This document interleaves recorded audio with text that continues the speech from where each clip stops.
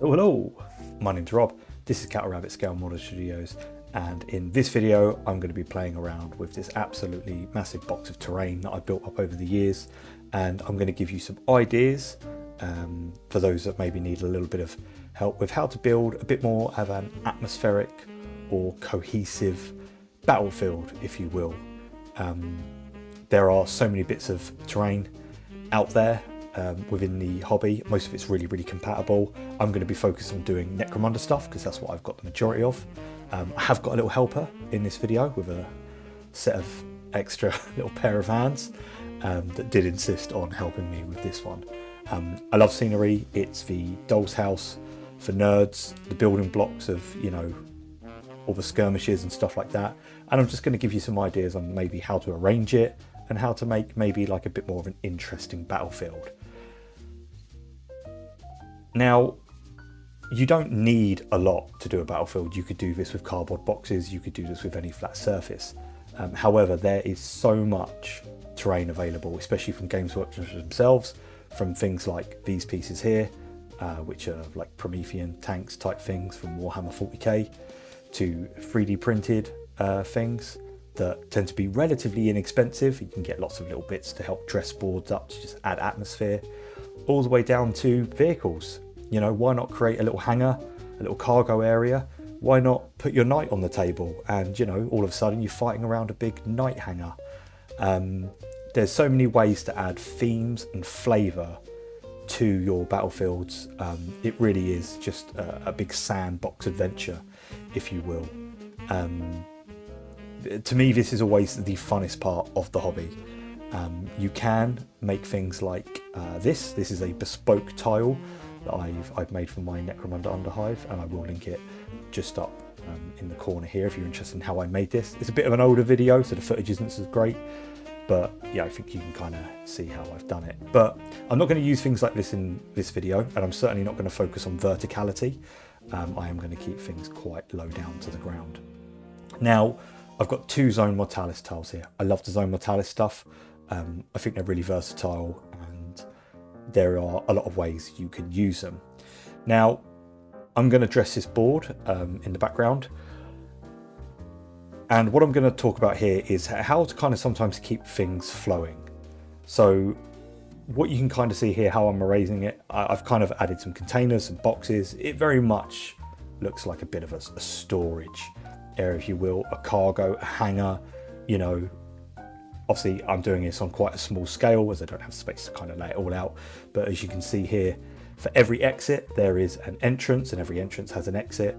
And it's a great way of funneling those firefights into certain areas and open areas with, you know, directing the terrain, if you will. You know, I think sometimes the biggest problem is you just dump stuff down and it kind of looks exactly what it is. It's just a random battlefield with just stuff dumped down. By adding little boxes and barrels and just theming it, you can really, you know, make a difference and just make your terrain battlefield stand out just that little bit more. So here you can see, with the aid of my helper, this battlefield is exactly the same as the one we just did. All I've done is use more cohesive pieces. So I've used some generators, some tanks, you know, some storage areas and some little walls to kind of make it look a little bit more believable. Things like these little barricades are fantastic. And if you've picked up any of the Necromunda box sets, you tend to get loads of them in there. But same again, for every entrance there is an exit. It's a mythos that I've kind of taken from multiplayer maps, from computer games and stuff like that, that just help, you know, encourage movement, but encourage, you know, to hanker down in some spots.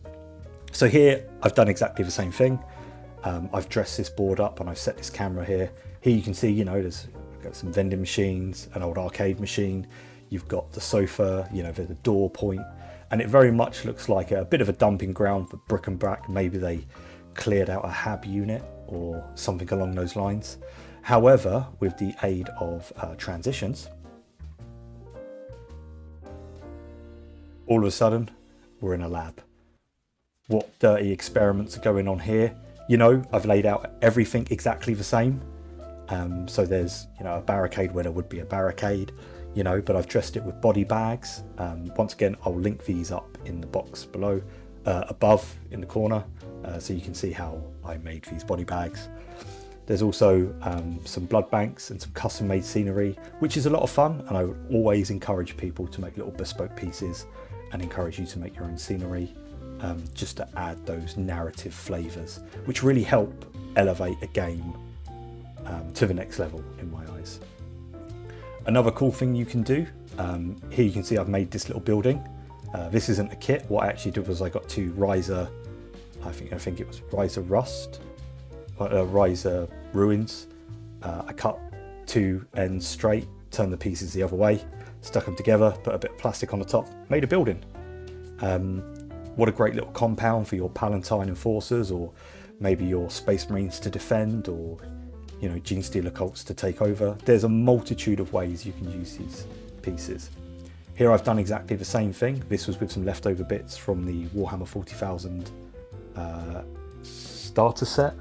I can't remember what it was quite called, but you get a lot of cool scenery in it. Same again, I just cut two ends flat, turned them the other way around, glued them together, put a bit of stuff on top, and I've kind of made some makeshift buildings out of what should be just kind of wall sections. Another great way of using scenery is unconventionally. Here you've got this pipe stack, which normally would just kind of stand up, which is great, but why not lay it down and turn that into a barricade, or a way to funnel people into a certain point. Here you can see that I've laid it flat, I put this little end piece on to dress it up. All of a sudden, it's a weird thing that probably does something I know nothing about. But it's just trying to encourage people to use scenery in a different way. Here you can see I've made an odd shaped board. This will allow, if you've got a lot of scenery, movement all the way around it, but also you can kind of put in those little choke points. You could say that it's elevated. If you want to, there are a multitude of things like game mats that you can buy to lay underneath it to kind of make it look like here I'm using this orange bit of paper as maybe, I don't know, a toxic pool or a rusty lake. But if not, go on Google, type in, I don't know, dirty water, print it out, and there you go. Lay your board over it, and all of a sudden you can stagger it around and make a little bit of a lake. The cool thing with doing unconventional kind of things like this, you could kind of put scenery dangling into it that people could fall off. You could block off sections. You could put scenery, right up against it to force people going next to it. I always like to give, stuff like this its own little special rule. I think that's a lot of fun. Maybe if you, I don't know, give yourself a little objective, maybe the generator just to the north there, if it's destroyed, you can actually remove the pool and remove the hazard. Maybe that could be an objective of the game. There's so many ways you can incorporate just really simple aspects into what, obviously any battlefield. Obviously I'm going to do this for my Underhive, or my little slice of Necromunda, if you will. But that's how I really kind of fell in love with Necromunda, by doing stuff like this. Once again, I've got another bespoke piece here. This was off of an offcut of a Zone Mortalis tile. It's exactly 2 squares by 2 squares. Now I've got an objection in the middle. If you wanted to have a 4-way gang fight, each person could take up a tile and you work your way into it. But you can theme them, you could theme them towards the tile. If you're doing a bit of a painting session with your friends, maybe take a tile each, and if you're a Goliath ganger, theme that tile to House Goliath. And before you know it, it will encourage you to kind of make those other parts of the, your gangers. So you've got a hideout, and all of a sudden, oh, well, I'm Goliath, so I want a sump croc. Well, I've got to make a tile for it. Another way that I've done things previously is normally I play up against a wall, my kitchen table. I made this cool little section that just goes up against tiles that I can kind of put little walkways on and stuff like that. It's got a bit of a lip to it. It's got some kill points that you could kind of dress with barrels and stuff. It's super easy to make. It's just made of XPS foam. Once again, it's an older video, but I will link it up in the top right corner now. Just a cool way of dressing that side of the board and maybe letting you know that that board edge ends. Once again, this could just be a straight wall to kind of give a bit of effect, but it's just trying to encourage people to think of different ideas and you know, out the box ways to play that really battlefields are endless. Another cool way you could do things, lights. Now this is really impractical, and it really is just for the sake of this video. Here I've got some twinkling candle lights. You can buy these in the UK for a couple of £, especially coming up to the Christmas season. Every shop has them, little battery things, you know.